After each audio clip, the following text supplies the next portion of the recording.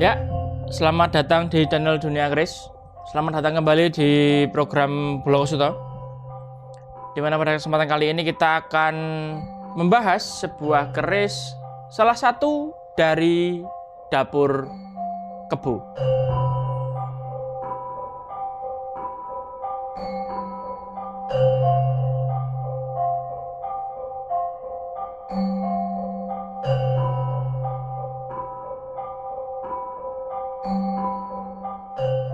Seperti ini untuk tampilan atau penampakan dari sandangan secara keseluruhannya.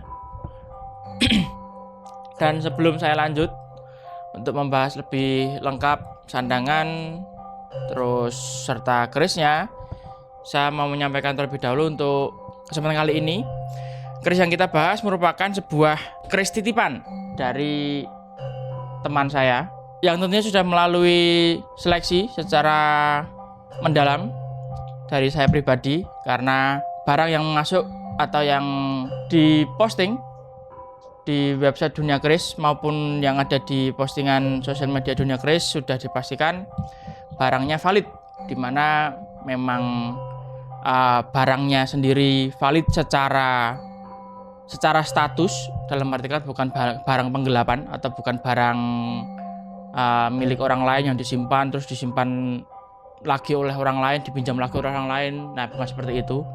Jadi ini murni saya tahu yang punya, saya kenal cukup dekat dengan yang punya, dan juga barangnya sendiri dalam kondisi yang bagus. Kondisi bagus barangnya sudah melalui banyak filtrasi lah, seperti itu.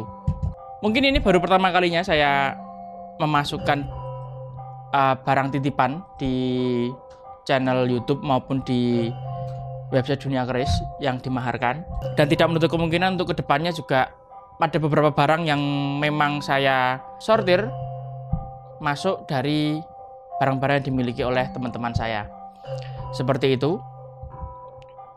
Ya, hitung-hitung juga saling bantu lah, tidak masalah. Nah, karena kembali lagi ini bukan barang milik saya, jadi untuk kondisi sandangannya belum saya setting ulang. Jadi mungkin ada beberapa bagian yang memang kurang pas, seperti pemasangan pendok yang ada pada warangkanya. Nah, ini kan masih kurang pas. Tapi tidak masalah, nanti jika panjenengan berjodoh dengan kerisnya, berminat dengan kerisnya, lalu sudah deal, maka sebelum saya kirim, saya izin minta waktu untuk merestorasi warangkanya. Tidak saya ganti, tetap seperti ini, cuman saya lakukan peremajaan. Jadi saya perbaiki terlebih dahulu untuk jinjingannya, karena ini juga agak longgar. Lalu untuk pendoknya segala macam lah. Intinya supaya panjenengan di saat sudah terima barangnya itu kondisi sudah siap simpan. Kembali lagi, itu adalah salah satu prinsip utama dari Dunia Keris, di mana panjenengan yang memahari keris dari Dunia Keris maka harus dan wajib untuk sudah siap simpan. Tidak boleh ada yang masih dibetulin warangkanya, masih ada yang perlu di segala macam lah intinya. Jadi itu salah satu prinsip daripada kami selaku wadah yang memberikan berbagai opsi dan pilihan mengenai panjenengan yang bergelut pada hobi tosanaji. Seperti itu. Oke, kita lanjut lagi ke kerisnya. Mulai dari dedernya terlebih dahulu. Untuk deder ini masuk ke dalam model canteng. Jadi dia lebih membungkuk daripada Yudhawinatan serta lebih berisi dan tidak tegas seperti Yudhawinatan. Yudhawinatan dia pasti terlihat kesan tegasnya, garapannya itu tegas. Bahannya sendiri ini terbuat dari kayu jati. Ini terbuat dari kayu jati dan bisa dilihat untuk kondisinya ada sedikit retak pada bagian bawah. Tetapi tidak masalah, itu semua jika nanti sudah saya restorasi itu pasti akan kembali seperti semula tanpa menghilangkan kesan lawasannya. Karena ini sayang nih, sebenarnya bagus, besar, lawasan. Jadi masih bisa diselamatkan karena hanya retaknya sedikit pada bagian sini saja. Oke, lalu keris ini memiliki mendak. Mendaknya itu terbuat dari bahan tembaga. Dengan model Parijoto. Model Parijoto, bahan tembaga, lawasan sama, kondisi masih cukup baik. Dan untuk warangkanya sendiri, ini sebenarnya bagus ya. Bagus karena iras dan juga kayunya jelas, yaitu kayu jati juga sama. Jadi dedernya jati, warangkanya jati. Yang menjadi nilai plusnya lagi ada di bagian sininya karena dia iras. Dia iras, ini tinggal diwangun, bahasanya itu diwangun. Tinggal diwangun, dibagus nih. Udah enak ini dilihat, ini sudah cakep lagi, sudah tinggal siap simpan. Seperti itu. Lalu ada sedikit kompel pada bagian ujungnya. Ini juga tidak masalah, nanti bisa diperbaiki. Bukan suatu hal yang vital.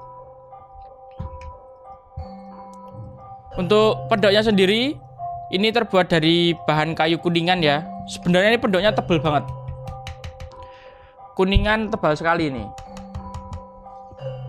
Kuningan tebal, lawasan, tetapi tadi untuk pemasangan ke warangkannya masih kurang trep, masih kurang presisi. Jadi masih bisa dihaluskan lagi untuk garapannya. Oke, seperti itu untuk sandangan yang dimiliki oleh keris ini. Lalu sebentar lagi kita akan masuk ke dalam pembahasan isi dari warangkannya.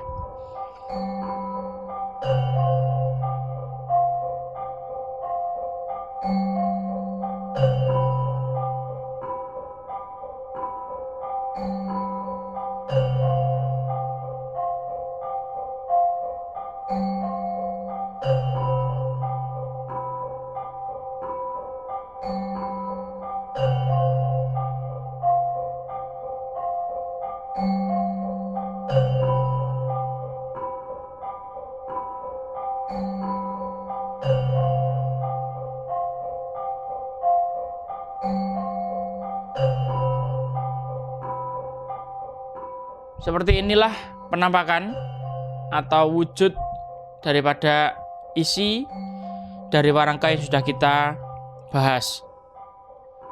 Ada hal yang menarik perhatian, yaitu terdapat pada bagian gandeknya. Jika kita lihat lebih dekat, keris ini masuk ke dalam salah satu dapur kebu karena memiliki identitas atau karakter gandek yang tinggi. Dan yang membuat keris ini cukup spesial adalah jumlah lambe gajahnya. Dimana bisa dilihat untuk jumlah lambe gajahnya, keris ini memiliki 3 lambe gajah. Jalan tetap ada pada bagian atas. Jalan ada pada bagian atas. Lalu lambe gajah 1, lambe gajah 2, lambe gajah 3. Seperti itu, dengan ricikan sekar kacang, pecetan, tanpa tikel alis ya. Jadi tanpa tikel alis dan tanpa sogokan, polos, tanpa serawaian, sekar kacang, jalen 1, lambe gajah 3, serta gerneng. Nah, jika saya lihat atau mengacu pada buku dapur, keris ini masuk ke dalam salah satu dapur kebu yang jarang dijumpai. Karena keris ini masuk ke dalam dapur kebu giring. Yang biasanya rata-rata keris kebu itu muncul kebu lajer, terus kebu teki, lalu kebo kantong, itu yang rata-rata muncul. Tapi berbeda dengan keris ini cukup bisa dibilang istimewa karena dapur yang dimiliki oleh keris ini cukup jarang dijumpai. Sekali lagi, keris ini masuk ke dalam dapur kebo giring.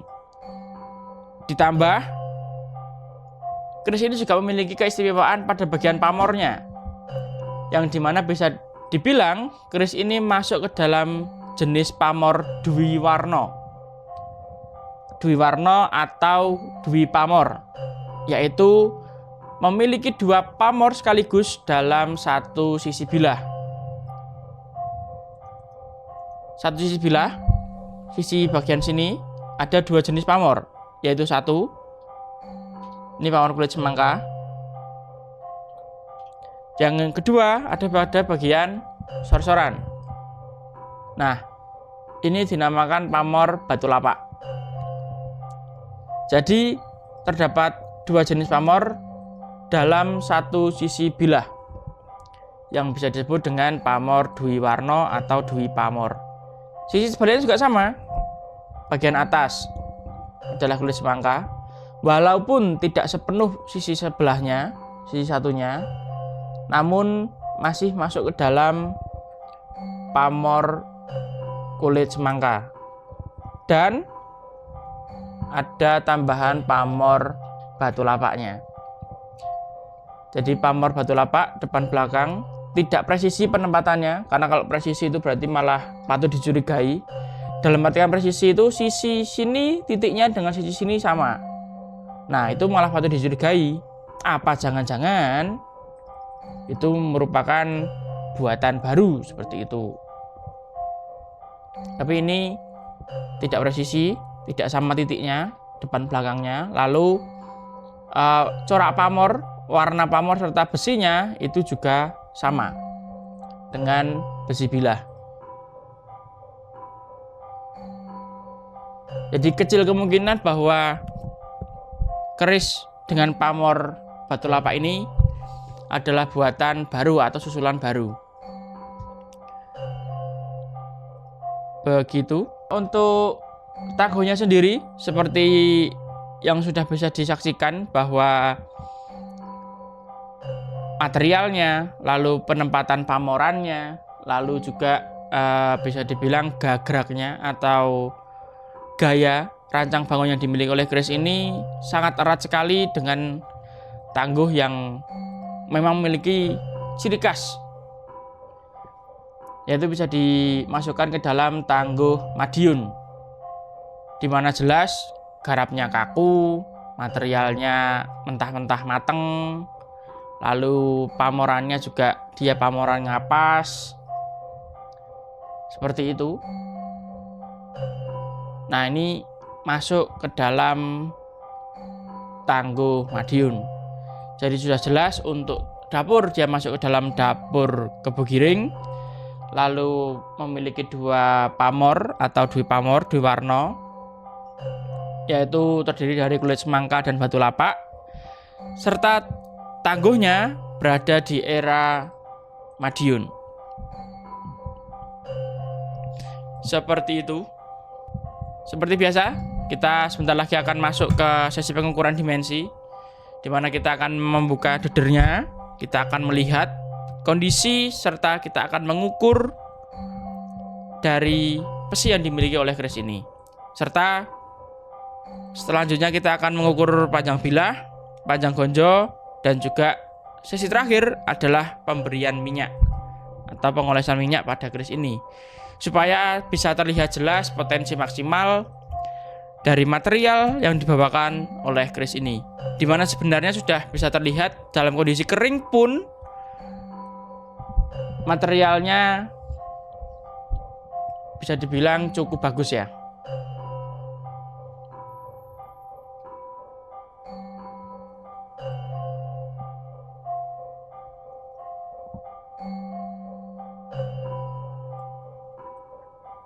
Ya, terlihat sudahan untuk gradasi besinya.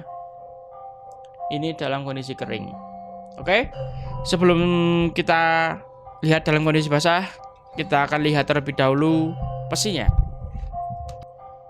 Ya, dan seperti inilah kondisi dari pesi yang dimiliki oleh keris ini, dimana nampak bahwa ukurannya sudah berkurang.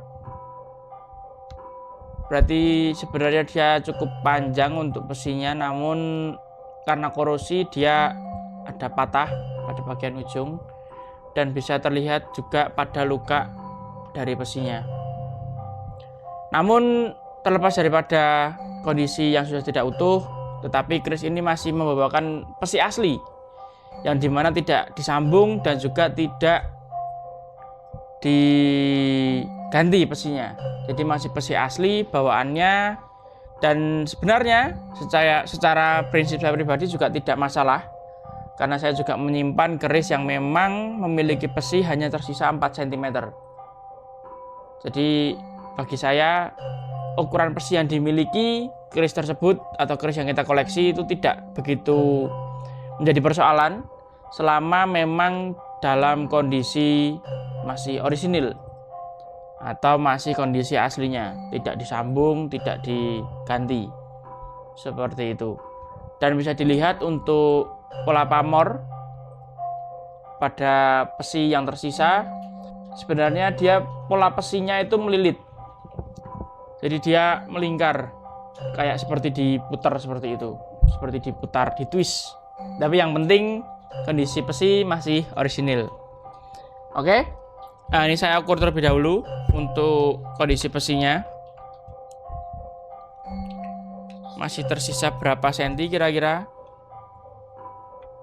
Ya, untuk pesinya ini masih tersisa di 3,8 cm, hampir ke 4 cm. Dimana panjang segitu masih cukup bisa dipasangkan ke deder dengan cukup erat. Oke. Ini saya rapikan terlebih dahulu untuk dedernya. Saya akan pasang, lalu akan saya lanjutkan ke sesi pengukuran bilah serta gonjonya. Oke, ini sudah saya rapikan untuk dedernya. Lanjut kita masuk ke sesi pengukuran bilahnya.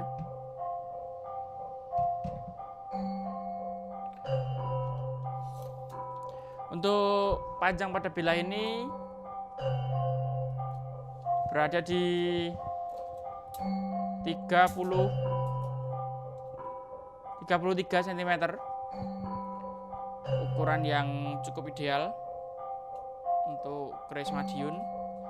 Lalu panjang gonjonya sendiri berada di 7,5 cm. Oke. Sudah selesai untuk pengukuran dimensinya. Kita juga sudah lihat kondisi daripada pesi yang dimiliki oleh keris ini. Lanjut kita masuk ke sesi pemberian minyak. Tapi sebelum itu akan saya spillkan sekali lagi untuk melihat kondisi material keris di saat bilahnya kering.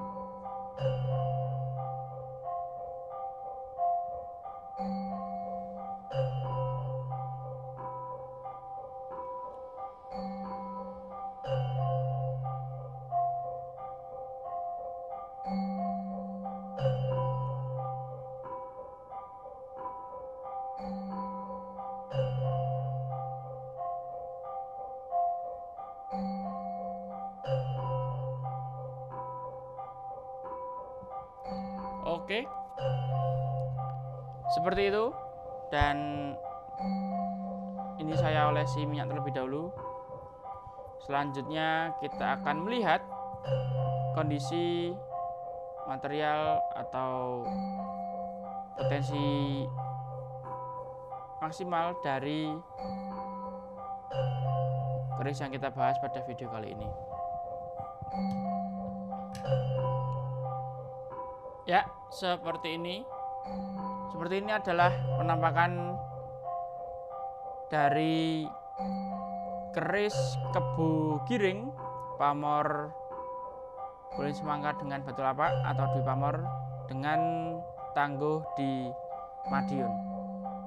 Bisa dilihat untuk karakternya, karakter besinya, seloroknya keluar, perbedaan besi baja dan pamornya juga nampak lebih jelas. Ya.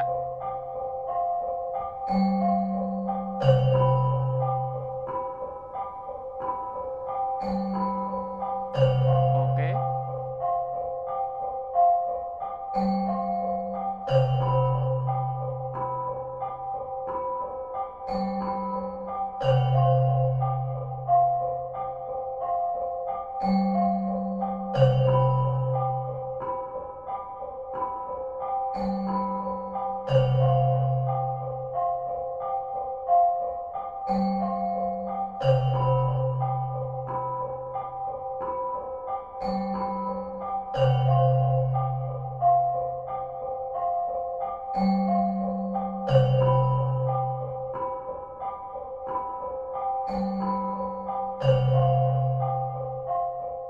Seperti itu untuk video pembahasan pada kesempatan kali ini, dan tentunya keris ini saya maharkan di angka 8,5 juta rupiah atau 8.500.000 rupiah, yang dimana tentunya keris dengan harga segitu juga membawakan keistimewaan tersendiri, yang ditambah nanti jika panjenengan berjodoh dengan kerisnya, jenengan memang minat dengan kerisnya, tidak perlu memberikan bayaran lebih untuk merestorasi warangkanya, karena itu sudah masuk ke dalam tanggung jawab kami. Seperti itu. Jadi jenengan sudah siap, tinggal simpan saja. Oke, saya kira cukup untuk video pada kesempatan kali ini. Saya ucapkan banyak-banyak terima kasih bagi panjenengan yang sudah senantiasa menyaksikan video yang ada di channel Dunia Keris. Sekali lagi saya sampaikan, jika ada yang berminat dengan keris ini bisa hubungi saya melalui nomor WhatsApp yang sudah tertera di bawah, atau jika ingin melihat lebih dalam perihal foto ataupun deskripsinya, bisa kunjungi website resmi kami, ada di www.duniakeris.com. Sekian dari saya, semoga bisa bertemu di video selanjutnya. Salam Rahayu, Rahayu, Rahayu.